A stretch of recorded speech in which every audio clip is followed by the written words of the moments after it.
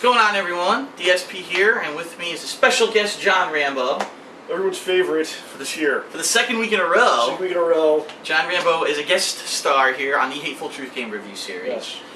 And much like last time, we are going to talk about another Kinect game, which we... You gotta have me on here where it's not a Kinect game. That could kind of really, get to say more things. Well...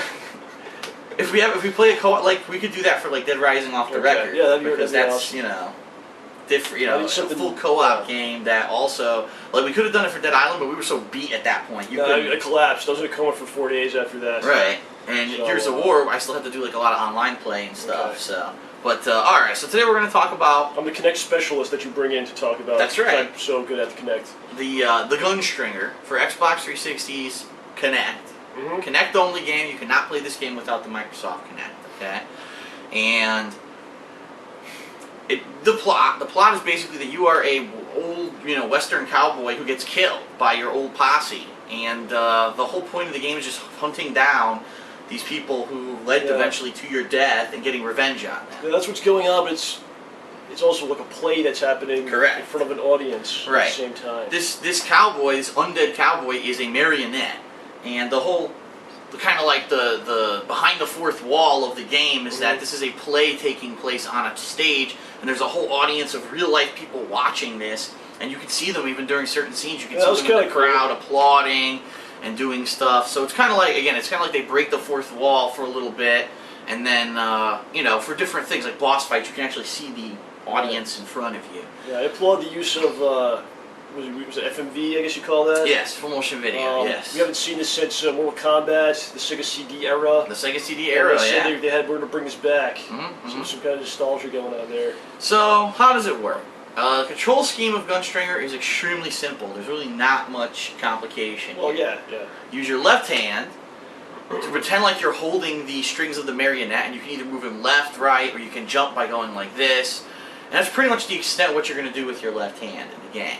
The right hand is used exclusively for shooting, so you're going to point like this to have a target, and then you go like this to fire your gun. And there's a little bit of variation. Sometimes you'll get different weapons that might do like a jarring area of effect damage, like the shotgun. The regular gun you can lock onto multiple targets just by putting your target over them and shoot them all at once. And there's also a flamethrower, there's a sword, so there's a little bit of variation in the combat game. I think that's one of the problems with the Kinect in general, is the limitations of the control. Right. Because you can't, it's not like you could switch weapons, there's all kinds of other functions that are normally in games that you can't do because you basically have two arms. Yeah, right, exactly. So you can't switch weapons, you can't do other things, and that's one of the things we talked about last, like the Wiimote, you have a button at least, gives you more options. Yep. Like you could have, say you could have like a massive bomb or something, or super attack or whatever. Like you can't really do that. You set it off with the Kinect. Right. It's not very accurate. Right. Now there are some parts of the game that are more action oriented, where you're actually dodging obstacles left and right. You're jumping over pits, so there's some platforming. There are other parts of the game that are very like a rail-on shooter. You're on a set part, and all you have to do is just shoot at things that are coming at you. Yeah. So there's a lot of variation, I'd say. It's like arcade. It's all arcade elements. It's an arcade-style game. It really is. You feel like you're a classic arcade shooter with some variation in it. Yeah, it's like a gun game with like all that old arcade goodness kind of is really in this game. Now you can do co-op. Of course, we never really even figured out how it worked. We kind of got it going at one point by accident. It just looked to us like there was an extra target on the screen, so one person could shoot extra while the other person controlled the motions and also had a gun out at the same time. It didn't look like there was any, real added gameplay there. It was just more of just having a second gun on the screen. There is no online play, which is important to say. There's no multiplayer or anything like that. It's couch co-op. You have to have someone there with you to play. Overall, the controls, they were responsive for the most part. I can't really say, the only problems we really had was in between, 10-minute clips that we were doing. Sometimes when we stepped back into the camera wouldn't recognize us properly. Right. Now, if it's just you playing, probably you're not going to have that problem because you're not stopping every 10 minutes. But still, that being said, the game does warn you, every half hour to take a break.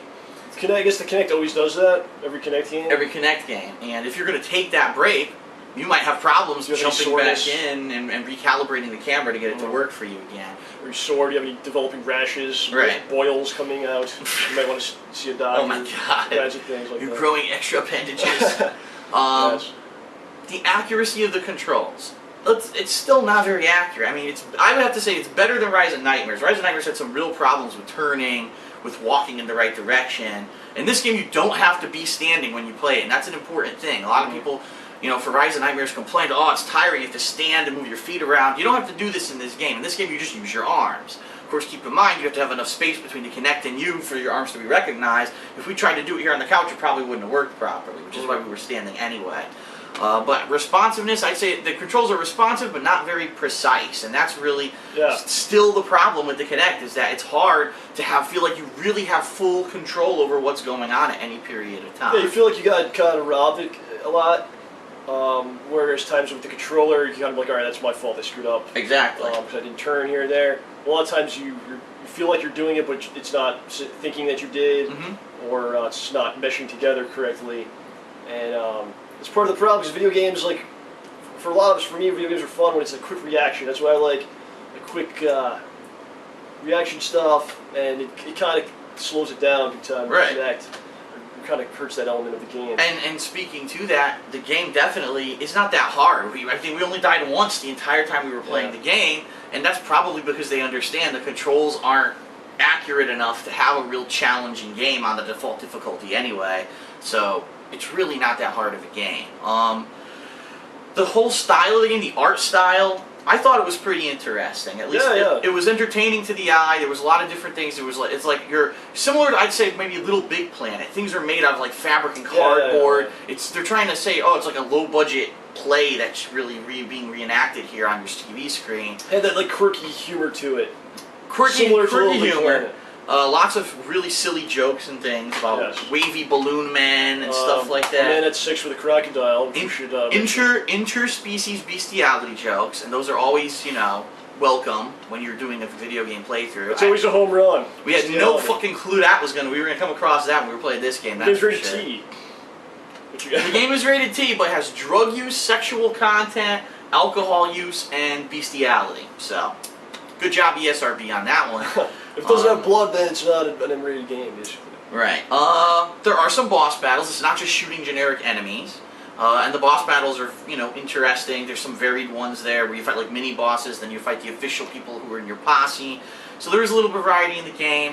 The length of the game leaves something to be desired if you were looking for a game that, you know, is a standard length playthrough. We beat this in like 3 hours. This is a $50 game? 40. All Kinect games are $39.99. Okay. So for $40, you're only 3 hours of gameplay.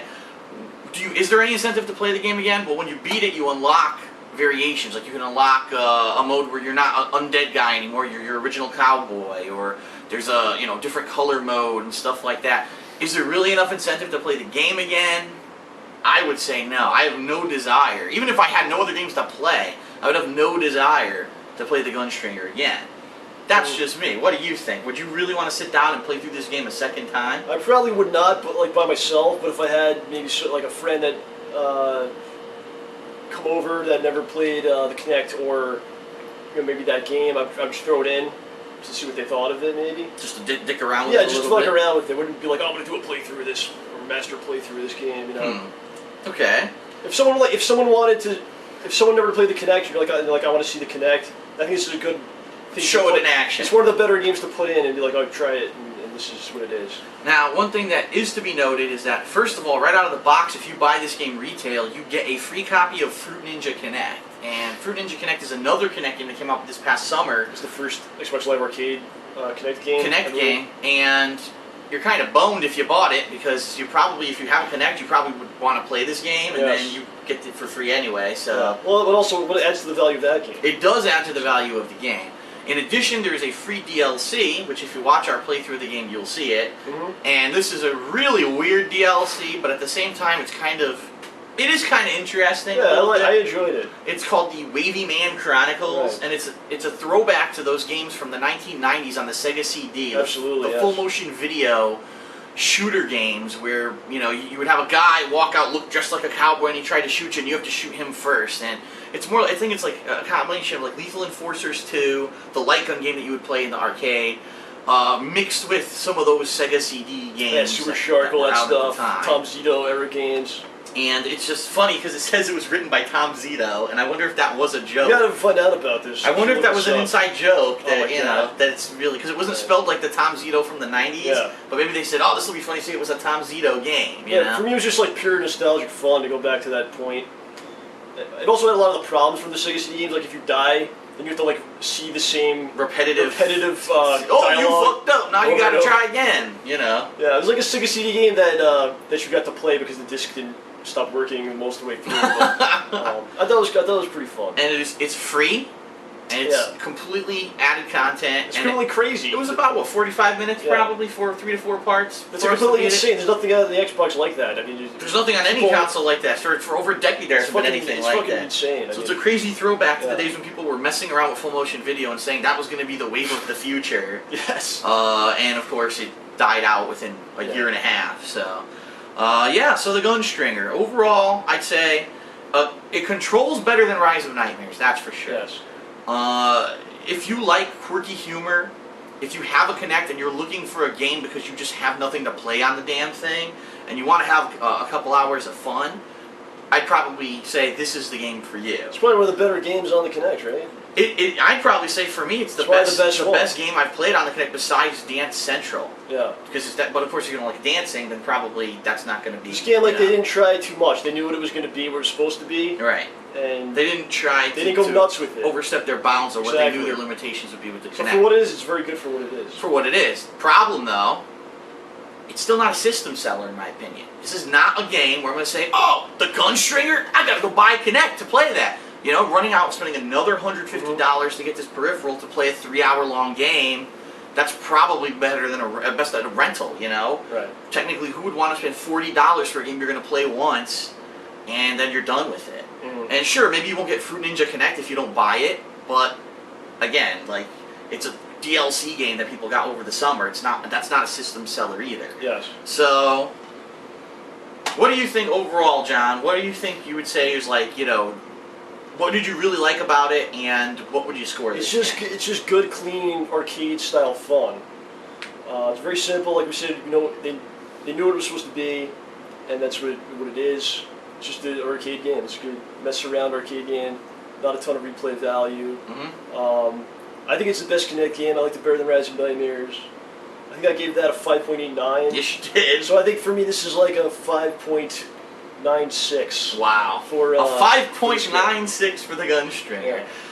Me, I would say it is fun. If you have a Kinect, it's definitely worth a play since your Kinect's probably covered in dust at this point and you haven't played it in 100 years.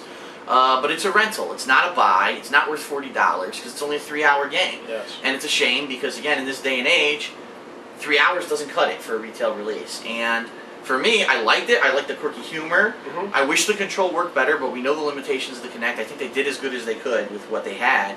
But I can't give it a high score. I have to give it a 6 because I can't. That's a fair score. I can't give a 3-hour game a good score. You know what I mean? It's better than average. Average would have been a 5, mm-hmm. but it's definitely not great because it's just too fucking short. It's a very good arcade mess around game with a bunch of people and you laugh and someone goes in front of everyone and does this shit and.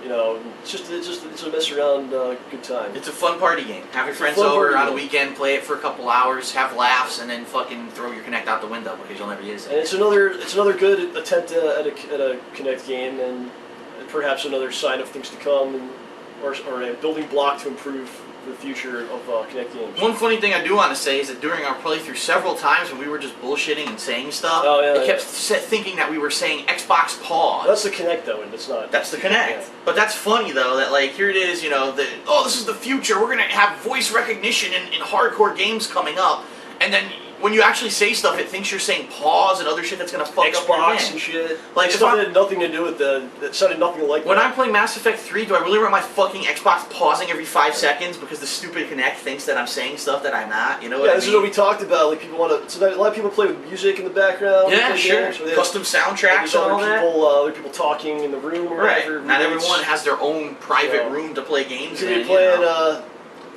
could can we plan your fucking game, and then some other people next year playing like a game of Monopoly, and like saying things, and then the fucking thing's freezing up or something. Right. All right. So the Gunstringer, probably the best game for Kinect yet. John gives it a 5.96. Yes, that was my score. I give it a 6. It's still not a system seller. It's a fun weekend rental. Check it out if you have a Kinect. If not, don't worry about it. You won't miss it. All right. So that's been this edition of the Hateful Truth Game Reviews. Hope you liked it. We'll see you guys next time. They liked it. We'll see you guys next time for whatever the hell we do co-op. I don't even remember. No more Kinect, man. No more Kinect. What? Well, Come on. The next one, I can't be doing all Kinect. The next game is not a Kinect. I'm gonna become the Kinect guy. You are the Kinect No, I'm not guy. the You're Kinect. known for the I don't even own it. All right, so we'll see you guys next time. Thanks a lot for tuning in. Bye.